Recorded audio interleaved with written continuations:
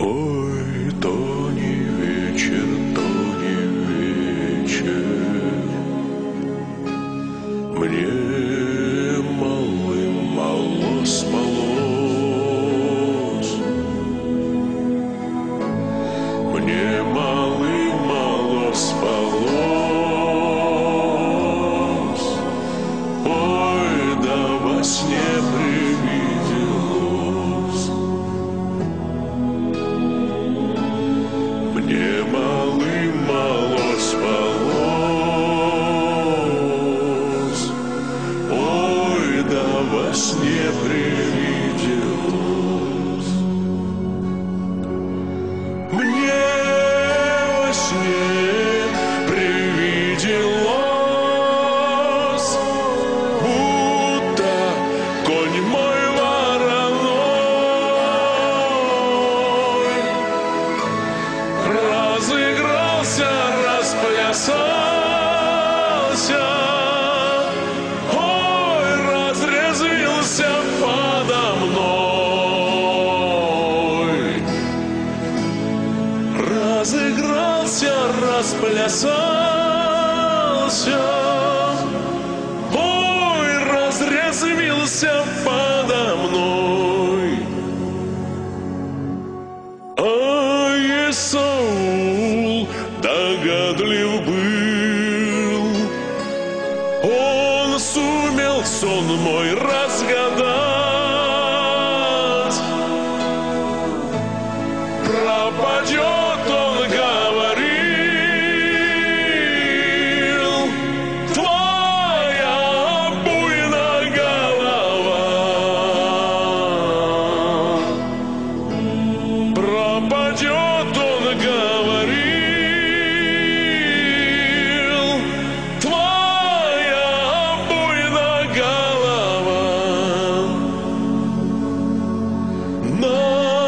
Налетели ветры злые, да с восточной стороны. Alright, so we're talking about the Den Henderson versus Fedor fight, and it's really hard for me to give this prediction because Fedor is my favorite fighter, so it's very hard for me to be unbiased on this one, but I'll try my best. So we have Den Henderson is coming off a 2-fight winning streak, and Fedor's on a 2-fight losing streak, which is the first of his career, and he's only, before these 2 losses, he's only had one loss that was a cut by a doctor within like 30 seconds of the fight, so that wasn't really a loss, and he avenged that later. But he lost to Verdum via triangle/armbar choke, and then he lost to Bigfoot Silva by a doctor stoppage because he couldn't see out of his eye after the second round. So the advantages for both fighters, I think Den Henderson has better wrestling. I think he's been more active. He has a 2-fight winning streak. He hits hard, but his punches are kind of predictable. And with Fedor, he just hasn't been active enough for me. I don't know if his head is still in the fighting game. With Verdum, he got caught with a triangle, being too aggressive. You know, that could happen to anybody. But he usually was able to get out of Nogueiro's guard. Any jiu-jitsu guy before, he was able to get out of it. But Verdum caught him in a triangle when Fedor thought he had him hurt. Now with Bigfoot, a lot of people say that Fedor got dominated in that fight. I had him win in the first round, and in the second round, he got dominated by a heavier guy. Couldn't get out of position, but still he didn't get tapped out. He didn't get TKO'd. His eye closed up. Bigfoot Silva was really tired. I wanted that fight to go to the third round because I don't know what would have happened.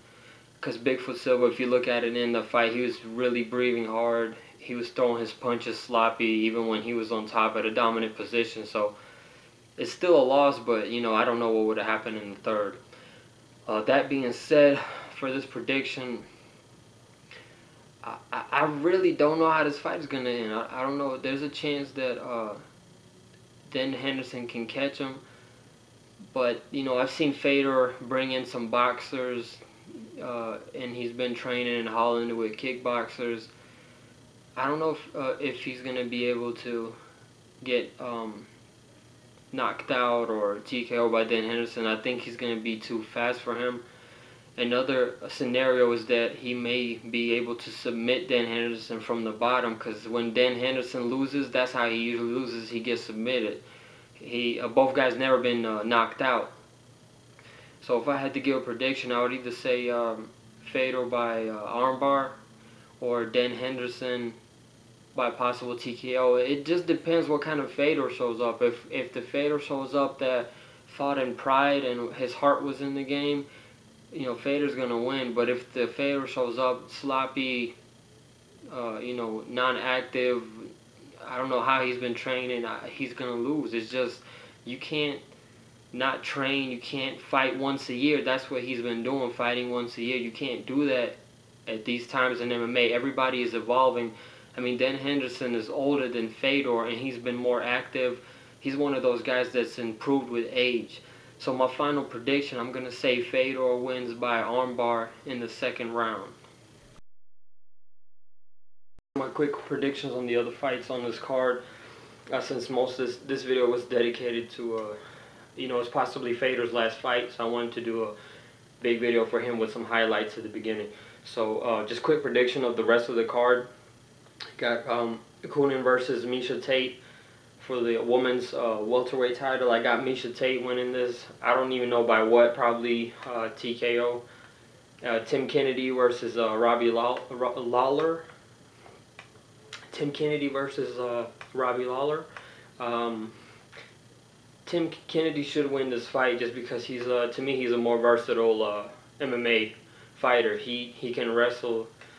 He's okay striker, but he just has more, Robbie has more holes in his game. He's pretty much a boxer to me, so I got Tim Kennedy winning this fight. And then Paul Daly versus Tyron Woodley. This is another fight where one fighter has some holes in his game, another one is more well-rounded. Paul Daly has knockout power, but Tyron, he's just more versatile. He has good wrestling. But Paul Daly is a big step up in competition for him. But I'm going to take Woodley in this fight by decision. And then we have Scott Smith versus, I won't say Tyrek or Tyrek. I've never heard of the guy he's fighting, so I'm going to take Scott Smith by KO.